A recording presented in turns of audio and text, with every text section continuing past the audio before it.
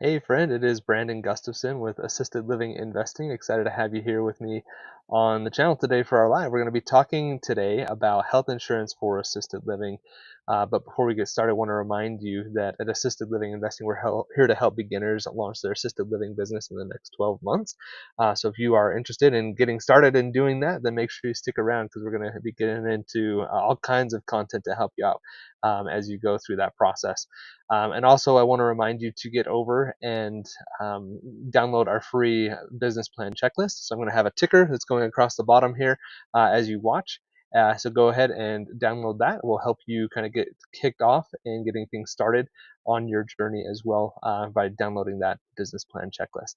So want to make sure you go and grab that. Now let us just about have this ready to paste onto the Facebook group. So let's jump into the topic for today's video. We're going to, as I mentioned, be getting into health insurance for assisted living, and let me share my screen here. Um, yeah, and go grab that business plan checklist. So to give you some background on me, for those of you who may not know who I am yet, my name is Brandon Gustafson. I own two assisted living facilities out of state. I live in Utah, and I have one facility in Colorado, one in Idaho. I've been doing this for close to 4 years now, but have been in the healthcare industry for over a decade. So I have a lot of experience in healthcare, a lot of background there, working in nonprofits, government paid programs, so Medicare and Medicaid, which is actually a lot of what we're going to be talking about in our video today. Have secured over $1 million, $1.5 million in SBA funding, actually, and do all of this stuff out of state. Have a master's in healthcare administration, so have a lot of background in healthcare, and here to kind of help you and guide you as you are getting into into this journey of starting an assisted living facility. If you are new here, go ahead and type in newbie down below. And if you kind of are already operating, but you need better understanding of exactly how this insurance stuff is going to impact you and your business inside of assisted living, then go ahead and type in operator down below. And would love to hear from you as well as we're going through this. If you have comments or questions about Medicare, Medicaid, long-term care insurance, those are the main things we're going to be talking about today.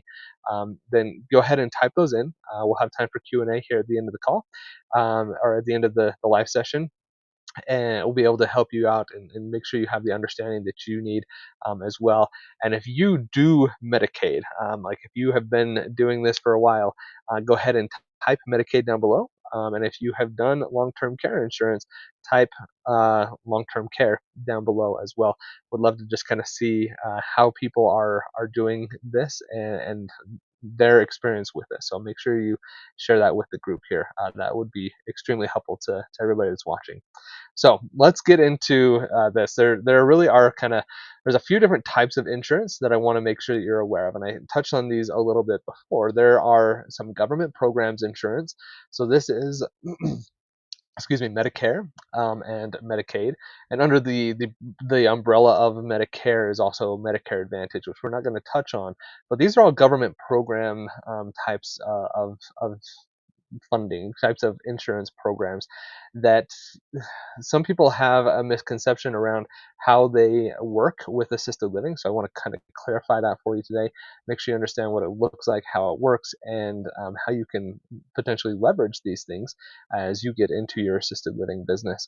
The next one is long-term care insurance, which is not a government program. It is something that is more privately held. So we're going to talk about those three pieces here in our video today to help you understand what these are and what they look like, so you're not scared and you hopefully don't get these things confused, because they are interchangeable. Medicare, Medicaid, they're very similar. You know, the first 4, 5 letters, 6 letters are the exact same. So it's one of those things that people think they're interchangeable. They're actually not. They are very different types of programs. So we're going to get into that in our video today. So let's start off by talking about Medicare. So Medicare is a federally funded program. It is generally going to be for those that are 65 and older, except for in certain instances where somebody has a certain type of disability, or they have end-stage renal disease, which is ESRD. When they fall under that, then they can get access to Medicare benefits with those programs. There's also a Medicare Advantage program that I didn't call out separately here, but Medicare Advantage is Medicare that is basically administered by a private insurance, and they have different types of benefits and things like that as they go along in getting things started. So Medicare is federally funded program, oftentimes for the elderly. Assisted living is not a covered service under Medicare. So if you are thinking you want to do this, you're probably hearing Medicare from a lot of people. Oftentimes, they don't realize that assisted living does not have any Medicare benefits. Nursing homes, however, do. So this is another thing that nursing homes and assisted living, they kind of get confused and interchanged, and I think Medicare is a big reason for that. The population in assisted living, especially if you're doing an elderly care, is going to cross over. Your residents could be on Medicare, but you as a provider are not going to be able to get reimbursed from Medicare for them when you have an assisted living facility. They could have Medicare benefits for their prescriptions, for their hospital visits and things like that, but they're not. You as a provider don't get access to any of those Medicare benefits. Okay, so that's a line I want to make sure that you understand as you get into this. That the have a buddy that's on here on the live, and he's talking about milanesas. We served a church mission in Argentina together, and used to eat milanesas. So thanks, Danny. Good to see you. Thanks for being here. Anyways, we'll get back into this. For assisted living. So make sure you understand that Medicare is not going to cover anything that you are doing for assisted living. As you're trying to push things along, you can still accept residents that have Medicare though. Now let's talk about Medicaid. So Medicaid, on the other hand, you can. So Medicaid is a federally funded program. It's something that, again, it's federal dollars that are coming in and helping out with things, but it is administered at a state level. So the state receives the funds from the federal government that says, here's $1 billion, go ahead and spend it how you want. It goes then through the legislature and they say, yep, we have $1 billion. We're going to allocate 500 million to assisted living and 400 million to housing and 100 million to food. I mean, those numbers are not accurate at all. Just kind of giving you an example. They set the budget for those things, and then what's going to happen is they you as a provider get certified as a Medicaid provider. And when you are certified as a Medicaid provider, you can accept and bill for residents that have Medicaid.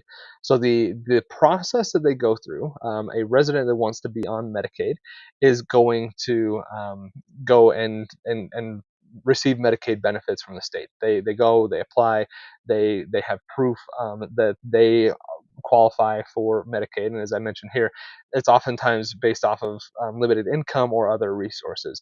They prove, hey, I need Medicaid so that I can buy food or have assisted living services or whatever they need it for.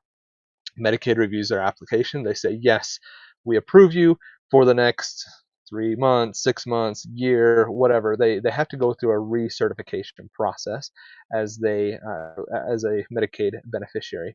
You as a provider, on the other hand, will go to the state. It's generally going to be like the welfare, health and welfare, a department that's like that, and you're going to fill out your Medicaid application as a provider to become Medicaid certified. It's going to be very, very similar to the application process you went through to receive your license as a facility, to operate as a facility, but it's a different government department.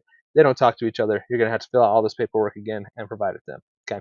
So once you get that certification in place, now that resident who has Medicaid and you as a Medicaid provider can kind of work together.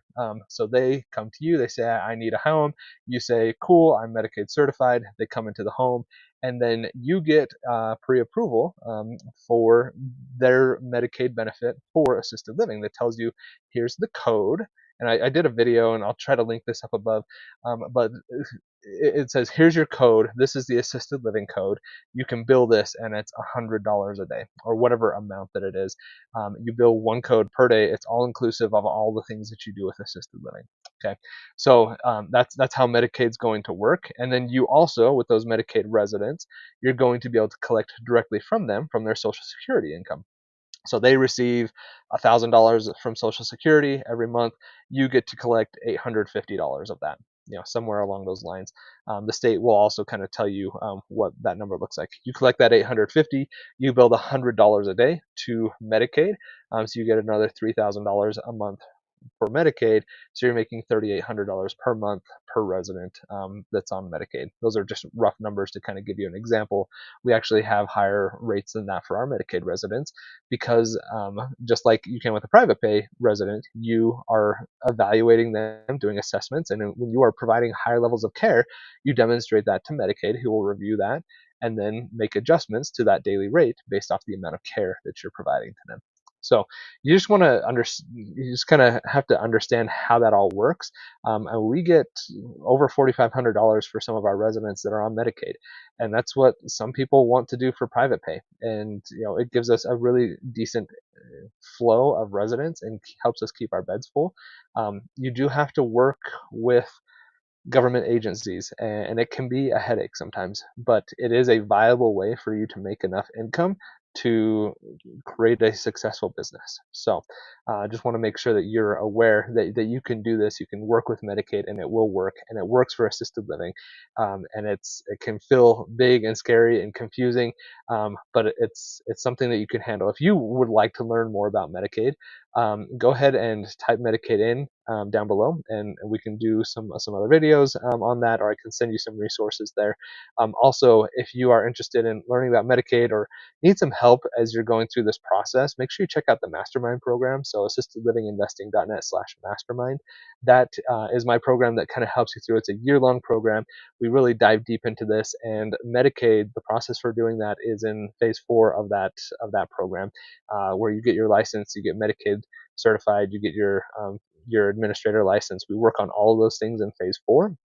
And so if you need some help and guidance going from I don't know what I'm doing, I don't know how to start, to I have a facility and it's successful and profitable, go ahead and check out the Mastermind, because that's what we do in that program. So check that out. I'd love to have a conversation with you and have you get started in that program and help you along your journey. Now let's shift over and let's talk a little bit about long-term care insurance. So long-term care insurance, I actually don't have any residents that do this, but I think it's an incredible way for you to get in and start working with people and kind of have a really good, consistent way of bringing income into facility. So basically, this is a secondary insurance. So it falls after Medicare, Medicaid, any private insurance that somebody might have. It covers the extra expenses on top of that. And assisted living is one of those that it's going to help out with. Beneficiaries, what will happen is, so your resident, let's say that they're private pay, they didn't qualify for Medicaid. They're on Medicare, but as an assisted living, you don't get anything from Medicare. So they're a private pay resident for you at your facility. They come in and they get billed for the service. So let's say you're charging somebody $5,000 a month to stay in the home. You would charge them, they would pay that bill using their private funds. They'd pay $5,000 to you as the provider, as the person with the facility, and then they take a receipt. Just have to like give them a receipt, and they submit it to their long-term care insurance company for reimbursement. And then the long-term care insurance gives them that $5,000 back, and then they have that in the bank, and then they can use it again, and just kind of cycle through things that way. That's a very simplified way of how that works, but it essentially is going to give them a benefit where they receive money and then they give it to you. Now, how that exactly works, are they getting the full 5,000? Are they only getting half of that? That's going to be dependent on them, how they set up their long-term care insurance, all of those things. Like those are questions that, as a provider, I honestly don't need to care about. As long as my resident is paying me the $5,000 per month, then how they handle things on their end, that it's that's up to them. You kind of think of it as life insurance. You get this early on in your life. You start paying into it to the point that then you can pull out of it. So it's kind of like a cash value life insurance type of a thing. In my brain, this is how it is kind of structured. But you pay into it, and then you can draw on it after, kind of like a savings account, which is going to be beneficial. So it's really great if you can find residents that have long-term care insurance. It's going to help guarantee that payments are happening. There are occasions, and I've heard of people doing this, where as a provider, to take out the resident as the middleman, I contract, for lack of a better phrase, with that long-term care insurance. So I bill them directly, I invoice them directly, and then they pay me directly. So it just takes out the resident. So you could do that if you feel comfortable doing that, and feel like you could handle that process. If not, then you just bill the resident directly. They submit that for reimbursement, and they get taken care of that way. But long-term care insurance, really great benefit for those residents, and it can supplement some of these other things like Medicare and Medicaid, and be beneficial. So something you might want to consider there as you're getting into this. Now, what about no insurance? So there are those residents that just don't have insurance. So this could be, your private pay residents. They don't have insurance. They don't have long-term care insurance. They don't have Medicare or Medicaid. They can't qualify because they have a huge trust fund, or maybe they have Medicare. They just, you don't get access to that as an assisted living um, provider. So in that case, they are going to be private pay, and then you just set your rates. And very similar to what I was explaining there with the Medicaid and raising rates, you're going to do regular assessments on the residents, at least annually, if not more frequently, based off of when there's a change in the level of care that you're providing to your residents. And when that happens, you would adjust rates up. And then you just bill the resident directly, similar to the long-term care insurance. The exception here is they're not taking this, that invoice and sending that receipt of payment to the long-term care insurance. They have just paid it. Like that's kind of how private pay works. This could happen because somebody had a huge trust fund. Maybe they had a house and they sold it, and now they have all of that money that's there to pay for their care. Like who knows how they got the money? Could be family that just wants to pay for it. There's any number of reasons why somebody could be on private pay. You just want to kind of understand that once they become your residents. But as long as they're paying, then it doesn't matter nearly as much. So that's something you just want to take into consideration. And then there's other programs as well. There are grant programs out there that help pay for residents to receive assisted living services, and there's all kinds of opportunities out there that exist in the world that people want to help other groups. There's funds, there's grants, there's programs, community programs. There's a lot of opportunities out there. As a provider, it is not necessarily your responsibility to help a resident find those programs, but it is something that if you wanted to add it as a service, you certainly could do something like that. But typically it's the resident that go out, they find those opportunities. They may have to pay for services like long-term care insurance, and they get reimbursed. They may find a program that will pay you directly, and then you may have to have some kind of involvement there at that point, just to kind of get in and get payments set up so that you can get paid. But at its core, those are the kind of the ways that the payments work here inside of assisted living. Now I want to get into questions. So if there's any questions out there that anybody has, please go ahead and type those. And while you're doing that, and it could be Medicare, Medicaid, long-term care insurance, anything there, or anything else that's just on your mind, go ahead and type your questions in. While you're doing that, just want to remind you to like the video, subscribe, and ring the bell as well, so you get notified every time we go and do these live sessions on Tuesdays, and when we put out the content on Thursdays as well, so you can just kind of stay up to date and get some extra guidance guidance, have some really fun and exciting videos that are planned. And if you are interested in getting some extra assistance as you go along your investment journey, check out the mastermind program, assistedlivinginvesting.net/mastermind. Would love to help you out through your journey. It's a year-long program. The people that are in there are making some incredible progress. I love chatting with them and kind of helping them through some of the roadblocks and things that are coming up. It's been super fun and rewarding to kind of help them and make some progress. So if that sounds interesting to you, then check out the program. Also want to remind you to go get some of the free resources. So on YouTube, I've got like 5 or 6 down below, so go and check those out.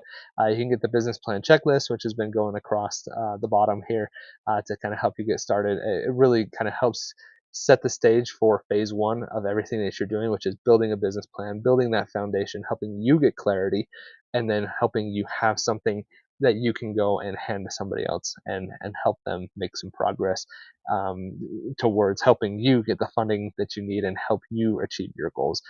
It's really important for you to put all that together. And the business plan checklist is a great way for you to get started there. So assistedlivinginvesting.net/BP checklist. Well, I want to thank everybody for being here. We had quite a few people in here today, and even though we don't have a lot of questions, that's totally fine. I hope you found this information valuable. I want to remind you again to get over and get that business plan checklist, assistedlivinginvesting.net/BP checklist. And thanks for watching, and we will talk to you next week. Have a great day.